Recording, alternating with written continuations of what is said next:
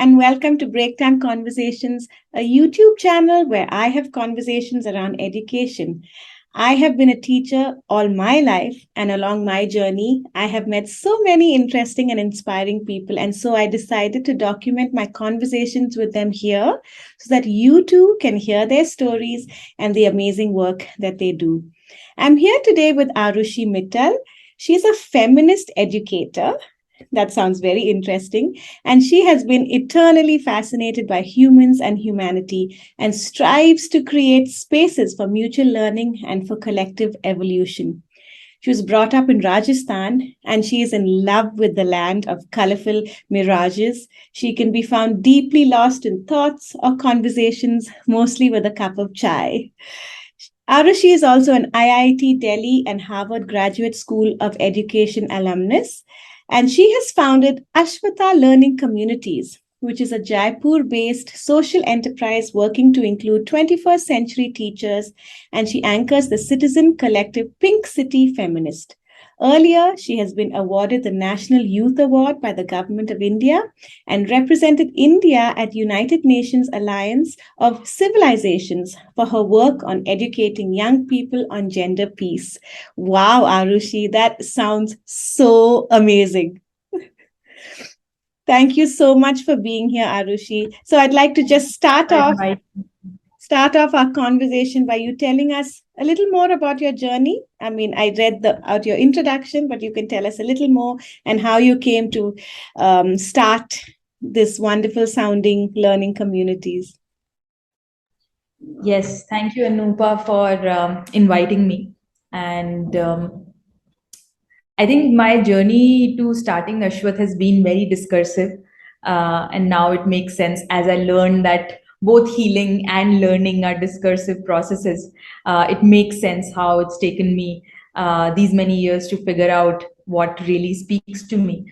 But after completing my engineering, I started working with different kind of not-for-profit organizations, sort of with the spirit to understand the world around me. I always loved problem solving, and so I wanted to understand the world around me.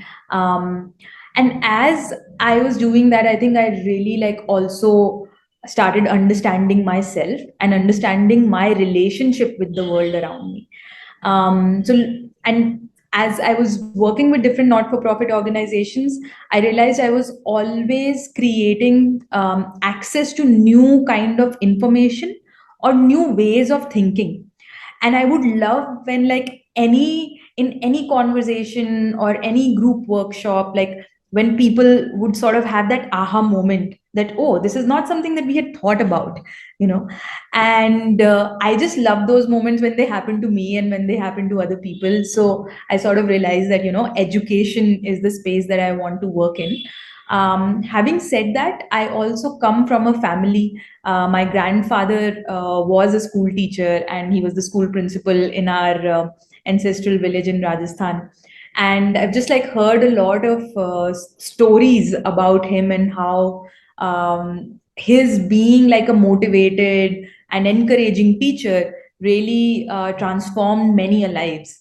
Um, and I could say the same for myself, being a woman, having been brought up in Rajasthan. I think education has really provided me a lot of power and a lot of privilege in my journey. So all of that combined, I sort of felt that I wanted to work with young people who are studying to become teachers, so as to support them in having a strong foundation for their careers and professional lives ahead.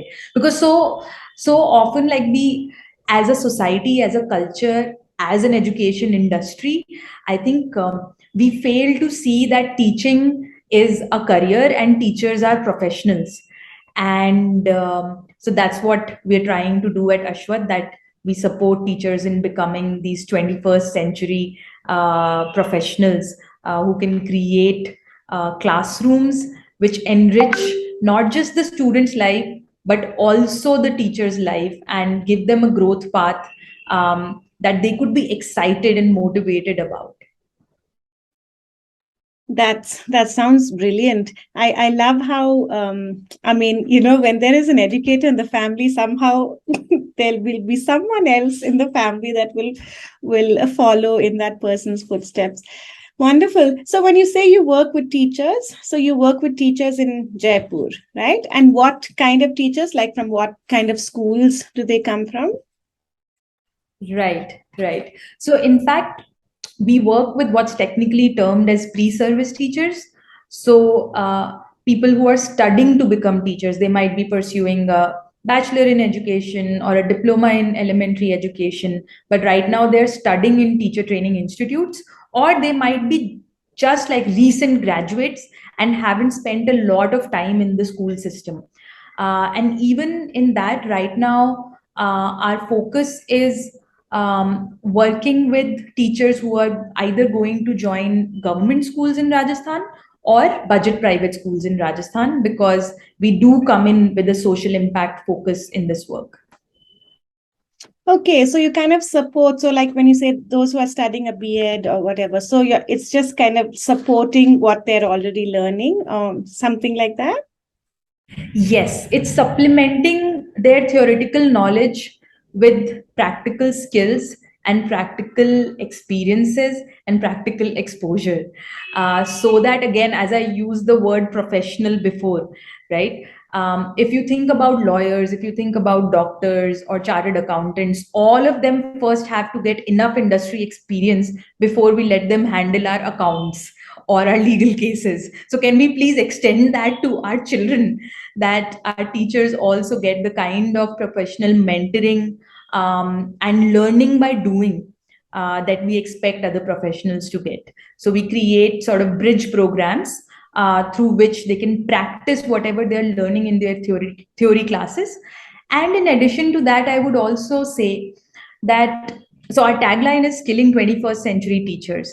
And why we differentiate amongst 21st century teachers is because the kind of skills and competencies that a teacher needs in classroom today are not the same as were needed 20 years ago, or I would actually claim that even 3 years ago before the pandemic hit, because things have changed and education scene is transforming. But because the teacher education landscape is such a big beast, it's going to take its own time to evolve and match the needs that the teachers and the classrooms have today, or like they'll have in future. So sort of that's the thing that we do. Lovely. I love that that people these days are taking so much interest in teachers because, like I said, I have been a teacher right from the age of 21, and I'm quite old now, so it's been many years. But no one has really given the profession so much importance. And I love that you say just like how our lawyers and doctors and everyone have to have so much practice before they actually enter the profession. I love that you're doing the same for teachers. That's a brilliant idea. So, Arushi, so this 21st century, this term, it's just been going around a lot. So, why I would love to hear your take on what you think is a 21st century teacher. That's always a tricky question, Anupa. And you're right that it's really been going around a lot, and there are a million frameworks that one can find. Um, I think how we like to see it is in two ways. One is that we like to imagine 21st century classrooms. That how will a 21st century classroom be different from what's been happening in the traditional education system? And there are three things that we say.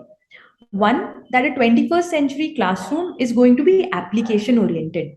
We know that in the coming years, in the coming decades, um, access to knowledge or information is only going to increase.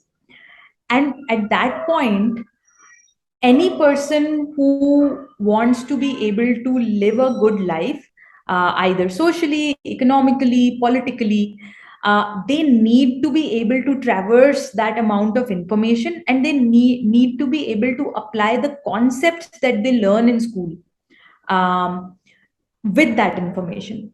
So 21st century classrooms will be application oriented. The second is we believe that 21st century classroom should be learner centered. Now, learner centered also is a word that can be interpreted in many ways. How we like to see it is that a teacher should be taking care of both academic and emotional needs of diverse student groups. In the classrooms that we have in India, the class size is so big that it's actually practically impossible for any teacher to give individual attention to every child. But what they can do is they can create student groups, and based on that, they can offer customized support both at an academic level and at the level of emotional needs. So that's second. And the third is that 21st century classroom should definitely be technology integrated, because there is so much that a teacher can do using technology in the classroom. Like, it can be used as a TLM, it can be used as an assessment tool, it can be used by a teacher to upgrade themselves on content knowledge and skills, right?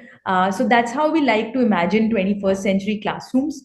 And the other facet of 21st century skills is, what is it that the 21st century classroom is going to result into, right? So it's going to result into individuals who will be creative, who will have good communication skills, who will realize that collaboration is what we need in the world going forward, and most importantly, who will be critical thinkers. So that's sort of like, these are the two frameworks that we like to use. So nice. So you get the teachers to imagine what it should be like, and they work towards that, kind of. Is that? So we definitely conduct envisioning exercises with our participants, where they imagine like the kind of classrooms and schools that they would like to teach at. Um, and in addition to that, again, because it is a profession, teachers need hard skills. They need to be really good at lesson planning. They need to be really good at content delivery. They need to be good at knowing how to build relationships with children, knowing what language to use with children in different contexts, right? I can share that, like, I have very little classroom experience, and in the little time, what I have realized is, children are just like, I think children are human beings, and often someone who's not an educator can have this very rosy picture, or I think maybe like not an educator and not a parent. They can have a very rosy picture of like what children bring to the table, and then there is the group dynamics in children, and all of those bring out things which require one to constantly adapt to the situation, right? So those are also skills of like classroom management, and creating norms and consequences with the children, which they also take ownership for. These are also things that we look at. So nice. So how do you get them to practice these hard skills, like a lesson plan, for example? What would a typical practice session be like? That's a really good question, and that's where sort of like um, we really believe that the best way to learn is by doing it in a real life situation. So what we are doing is we are connecting pre-service teachers to either community learning centers or recent graduates from teacher training institutes to affordable private schools. So in these situations, our participants actually become classroom teachers. So if I am a participant, I create a lesson plan in a safe setting with my teacher community, with the Ashwath team, and then I practice it in my classroom. And then I come back and reflect with everyone about what worked, what didn't work, and what is it that I would want to change for the next time. So Arushi, why don't you tell us what is a feminist educator? Now, totally shifting topics from 21st century education. What is a feminist educator? Hmm. That's a good question. And funnily, nobody has ever asked me this before. I have definitely thought about it for millions of minutes. I think I again like see it in two ways. One is bringing feminist values into education. So you talk about collaboration, you talk about looking at sort of holistic development. You talk about prioritizing socio-emotional learning. All of these, or even like including reflection, both for teachers and students, and also joy. All of these are really feminist values, and I call myself a feminist educator because I believe that, like, at Ashwath, that's what we are trying to do, that we are trying to bring all of these values into the mainstream education system. And on the flip side of it, the work that I do with feminism is also sort of like educating people about feminism, so it works out both ways. Oh, interesting. Yeah, actually, that was the first question I wanted to ask you. When you said no one's ever asked you about being a feminist educator, that was the first question I wanted to ask you. You wanted to say something? No, I was just gonna say, I hope other people adopt this name.